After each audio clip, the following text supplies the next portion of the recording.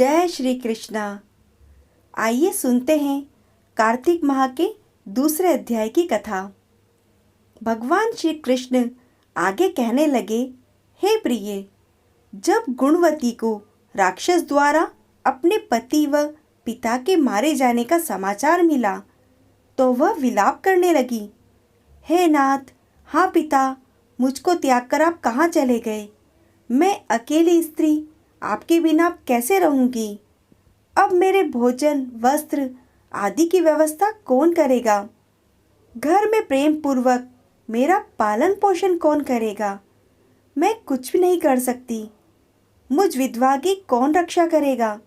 मैं कहाँ जाऊं? मेरे पास तो अब कोई ठिकाना भी नहीं रहा।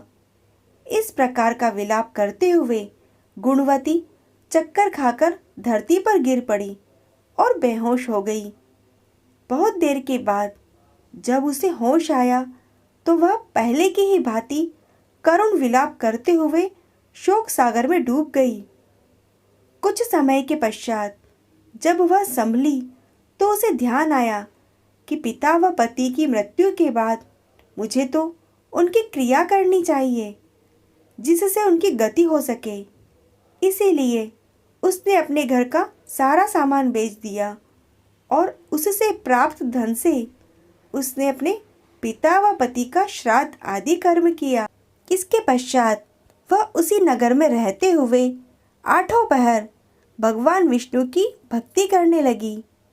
उसने मृत्यु पर्यंत तक नियम पूर्वक सभी एकादशियों का व्रत किया और कार्तिक महीने में उपवास एवं व्रत भी किए। आगे भगवान श्री कृष्ण कहते हैं कि हे प्रिय, एकादशी और कार्तिक के व्रत मुझे बहुत ही प्रिय हैं। इनसे मुक्ति, भुक्ति, पुत्र तथा संपत्ति आदि प्राप्त होती है। कार्तिक मास में जब तुला राशि पर सूर्य आता है तब ब्रह्म मुहूर्त में उठकर स्नान करने व व्रत उपवास करने वाले मनुष्य मुझे बहुत ही प्रिय हैं, क्योंकि यदि उन्होंने पाप भी किए हैं तो भी स्नान व व्रत के प्रभाव से उन्हें मोक्ष प्राप्त हो जाता है। कार्तिक में स्नान, जागरण, दीपदान तथा तुलसी के पौधे की रक्षा करने वाले मनुष्य साक्षात भगवान विष्णु के ही समान हैं। कार्तिक मास में मंदिर में झाड़ू लगाने वाले, स्वस्तिक बनाने वाले तथा भगवान विष्णु की पूजा करने वाले मनुष्य जन्म मरण के चक्कर से छुटकारा पा जाते हैं। यह सुनकर गुणवती भी प्रतिवर्ष श्रद्धापूर्वक कार्तिक का व्रत और भगवान विष्णु की पूजा करने लगी। हे प्रिय, एक बार उसे ज्वर हो गया और वह बहुत ही कमजोर भी हो गई। फिर भी वह किसी प्रकार से गंगा स्नान के लिए चली गई। गंगा तक तो वह पहुंच गई, परंतु शीत के कारण बुरी तरह से कांप रही थी। इस कारण से वह शिथिल हो गई। तब मेरे दूत उसे मेरे धाम में ले आए। इसके पश्चात ब्रह्मा आदि देवताओं की प्रार्थना पर जब मैंने कृष्ण का अवतार लिया तो मेरे गण भी मेरे साथ इसी पृथ्वी पर आए, जो इस समय यादव हैं। तुम्हारे पिता पूर्व जन्म में देव शर्मा थे तो इस समय सत्राजीत हैं। पूर्व जन्म में चंद्र शर्मा जो तुम्हारा पति था वह डाकू है, और हे देवी, तू ही वह गुणवती है। कार्तिक व्रत के प्रभाव के कारण ही तू मेरी अर्धांगिनी हुई है। पूर्व जन्म में तुमने मेरे मंदिर के द्वार पर तुलसी का पौधा लगाया था। इस समय वह तेरे महलों के आंगन में कल्प वृक्ष के रूप में विद्यमान है। उस जन्म में जो तुमने दीपदान किया था उसी कारण से तुम्हारी देह इतनी सुंदर है और तुम्हारे घर में साक्षात लक्ष्मी का वास है।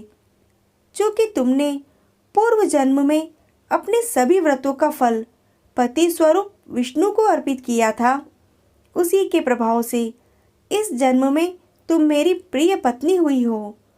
पूर्व जन्म में तुमने नियम पूर्वक जो कार्तिक मास का व्रत किया था, उसी कारण मेरा और तुम्हारा कभी वियोग नहीं होगा।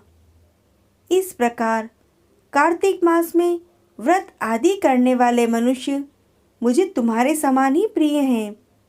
दूसरे जप तप यज्ञ दान आदि करने से प्राप्त फल कार्तिक मास में किए गए व्रत के फल से थोड़े से हैं, अर्थात कार्तिक मास के व्रतों का 16वां भाग भी नहीं है।